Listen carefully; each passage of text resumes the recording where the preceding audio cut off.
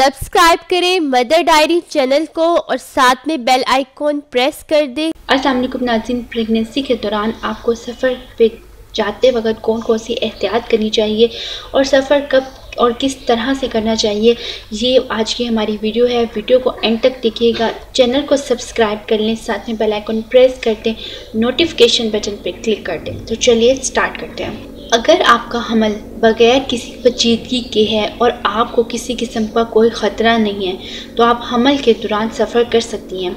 आपके लिए और आपके बच्चे के लिए सफ़र महफूज होने का इन्हिसार इस बात पर है कि आपको कितना लंबा सफ़र करना है और किस सवारी पर करना है। बेहतर ये है कि गैर ज़रूरी सफ़र पे परहेज़ करें, गैर ज़रूरी सफ़र से इज्तनाब करें और बाइक पे सफ़र करते वक्त आप बहुत ज़्यादा लंबा सफ़र मत करें और ध्यान रखें कि जंप ना लगें और कोई ऐसा एक्सीडेंट वगैरह कोई आपका ना हो जिसकी वजह से आपको परेशानी हो। मसलन कार, बस, ट्रेन या हवाई जहाज़ आमतौर पर दूसरी सहमाई के दौरान सफ़र करना सबसे महफूज होता है। इस सहमाई में हमल गिरने या वक्त से पहले बच्चा होने के ख़तरात कम ही होते हैं। बहुत लंबा सफ़र करने से परहेज़ करें। पहले 3 माह में बहुत कम सफ़र करें और अगर आपको बहुत ही इम्पोर्टेंट कहीं जाना हो तो ही जाएं, वरना गैर ज़रूरी सफ़र करने से इज्तनाब करें। आरामदा सफ़र के लिए मुफीद मशवरे मैं आपको अब देने वाली हूँ। नंबर 1, अगर आप कार पर सफ़र कर रही हैं तो हर 2 घंटे बाद थोड़ी देर के लिए किसी जगह रुक जाइए, थोड़ा बहुत चल फिर लें और थोड़ा सा आराम कर लें। बहुत देर तक एक ही हालत में बैठे रहने से थकावट हो जाती है। दौरान खून में कमी की वजह से टांगें भी सुन्न हो जाती हैं। सफ़र के दौरान टांगें हमेशा हिलाती झुलाती रहिए। अगर आप बस में सफ़र कर रही हैं तो आगे वाली सीटों पर बैठिए। इस तरह आपको कम झटके महसूस होंगे, मतली और चक्कर भी कम आएंगे।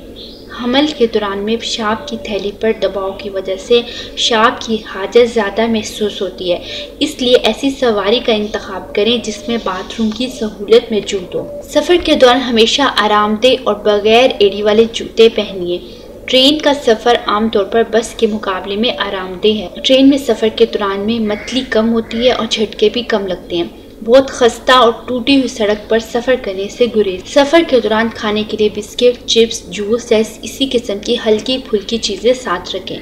सफ़र के दौरान सो जाइए। सफ़र में बहुत ज़्यादा थकावट महसूस होती है। सफ़र करने से पहले आप टांगों पर नी कैप पहन लें, इससे टांगें सुन्न नहीं होंगी। Knee cap easily medical store पर दस्तयाब होती है, आप वहाँ से ले सकती हैं। हमल के दौरान झूलों की मदद से पहाड़ी इलाकों में सफ़र न किया जाए। सैर व तफरीह के लिए बुलंद मकामात पर चढ़ने से परहेज़ किया जाए। बहरी जहाज़ के सफ़र से समंदरी माहौल के असरात से पेचीदगियाँ पैदा हो सकती हैं, इसलिए इसे अवॉइड करें। अब हम बात करते हैं प्लेन के सफ़र में। अगर आपको हवाई जहाज़ में सफ़र करना पड़े तो बेहतर है कि सफ़र से पहले अपने डॉक्टर से मशवरा कर लें, क्योंकि हर प्रेगनेंसी नॉर्मल प्रेगनेंसी नहीं होती, इसलिए डॉक्टर ही आपको सही रिकमेंड कर सकता है।